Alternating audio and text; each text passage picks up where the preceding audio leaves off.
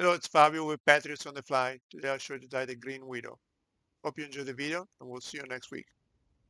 Okay, we're gonna tie the green widow Atlantic salmon fly. I'm going to use Daiichi salmon hook, 2050 size 5. If you get the 2051 style, those are in black. I'm going to use the Ultra Thread 140 in black. I am going to start where the return wire of the hook ends. I'm going to start right there. And I'm going to make some uniform thread wraps along the hook shank. Then I'm going to get some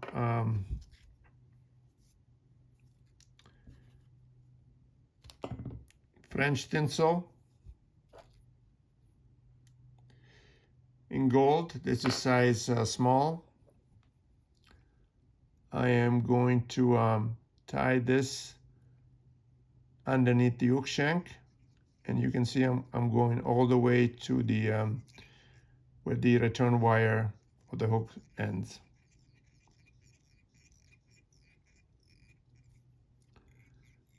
I'm going to stop about a little shorter of where the hook point is, and then I'm going to make five or six wraps of that French tinsel side by side, and making sure that all that black thread is covered.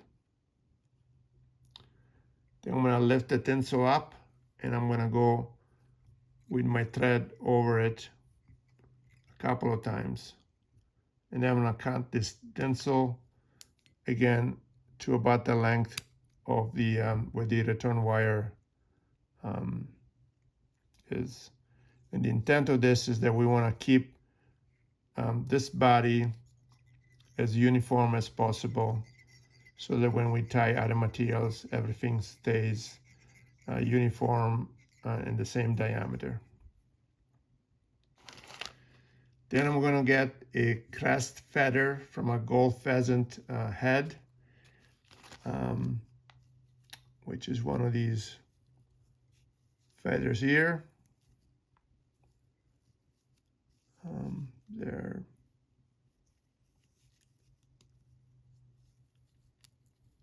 I pulled one off. Actually, I have two here.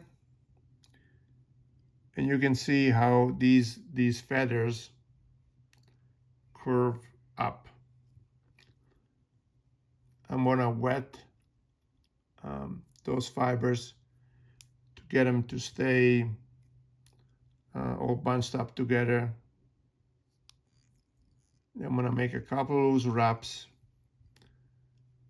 and we want that crest feather to curve up and to be long, or a little longer than the back of the hook. Then I'm going to secure the feather along the hook shank. And again, the intent is to use all these materials to build up the shape, a uniform shape for this fly. Then I'm going to get another piece of that French tinsel.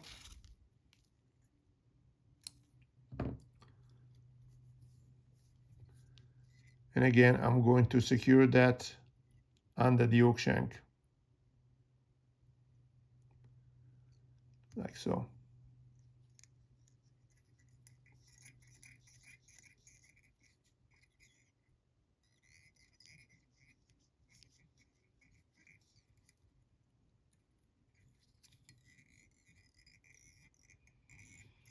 Okay, I'm gonna bring my thread back. I'm sorry, toward the front of the hook, toward the eye of the hook.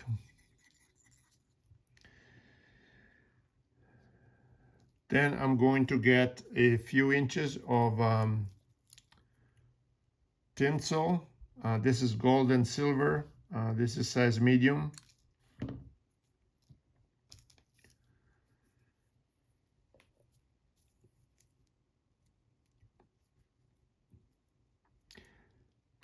So again, one side is silver, one side is gold. I'm gonna tie it with the silver side facing me.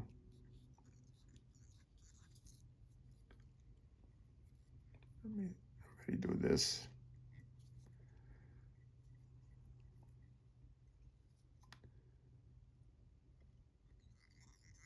Like so.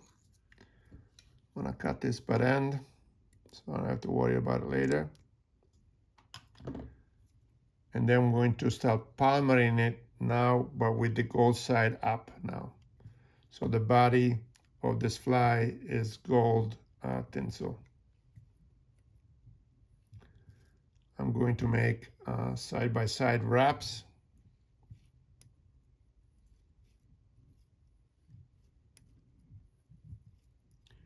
And I just move the tinsel from my right hand, my dominant hand here, to my left hand. And then I'm going to go back towards the eyelet of the hook. Taking my time, making sure that we have a uniform body here.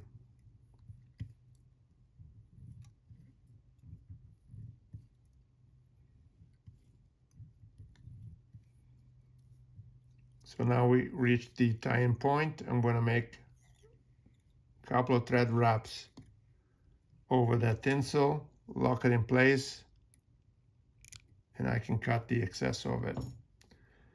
Then I'm going to counter wrap using that gold, the French gold tinsel. I'm going to make 4 or 5, 6 wraps.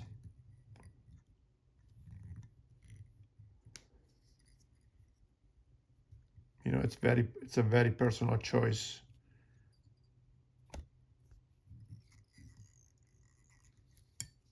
Then I'm gonna turn upside down the hook, and so I can go over that tinsel and lock it in place so it won't unravel on me. I'm going to counter spin my bobbin here, as I want that thread to go from flat to narrow, tight, if you will. Then I'm going to get some black Possum for. I am going to cut some off the hide.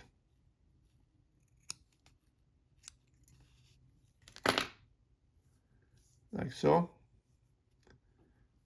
I'm going to hold the fur by the tips, and I'm gonna use my right hand to pull any of the fluff under fur off. I want to measure this. We want this to be for the tips to get to halfway down the crest, the golden pheasant crest feather that we just added. I'm gonna cut this to length. Again, I'm gonna respin that bobbin. So now we're gonna make that thread tighter instead of flatter.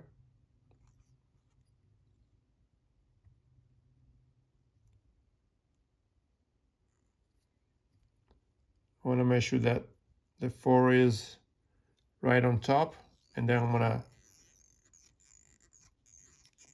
tie that down with my thread, cinch that down. And again, see how much room I left up front. Then I'm going to get a, you can use a green or chartreuse hackle. I think an hackle is better. I have a saddle hackle. Saddle hackles are a little stiffer, so which makes them more challenging to palmer around the hook. So if you have an hackle, will be best. So I'm going to cut the tip, which is probably the stiffest part. And then I'm going again, spin that bobbin. So I'm going to get a tighter thread.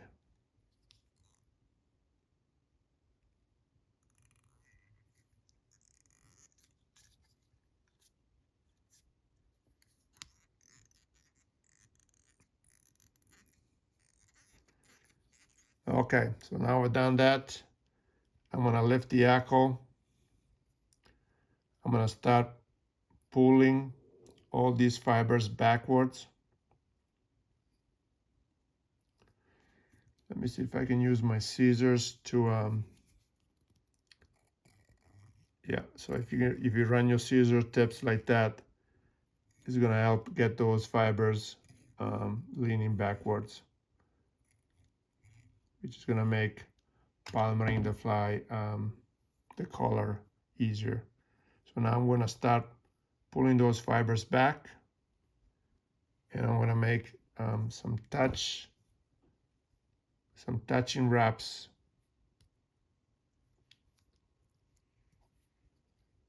And every time I do my darnest to pull those fibers back.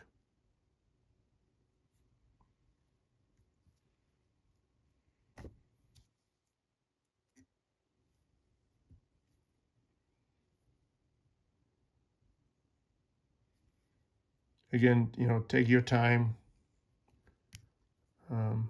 as you do this operation. I think this is the last wrap. Then I go over the stem with my thread.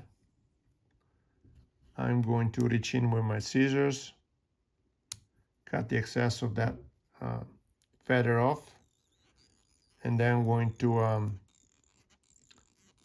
secure all those my feather wraps here with thread.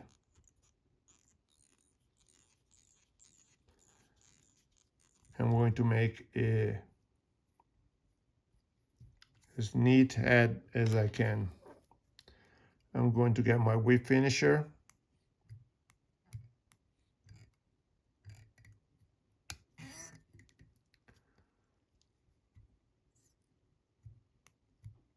And lock this in place.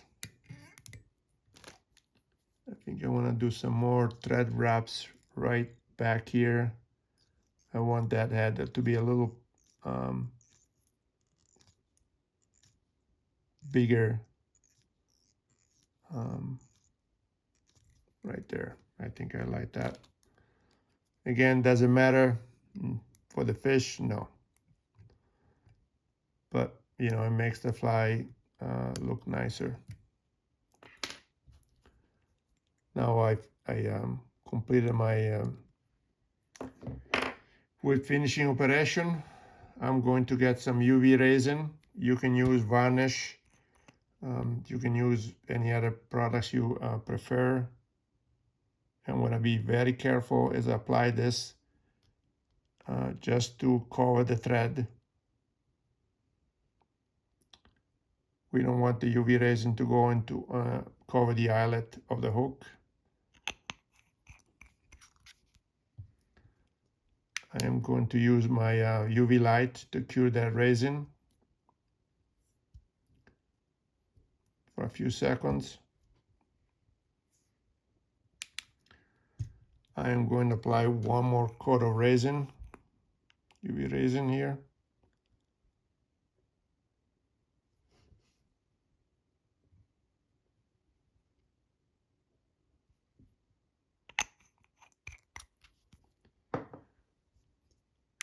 And then UV cure this other layer as well for a few seconds.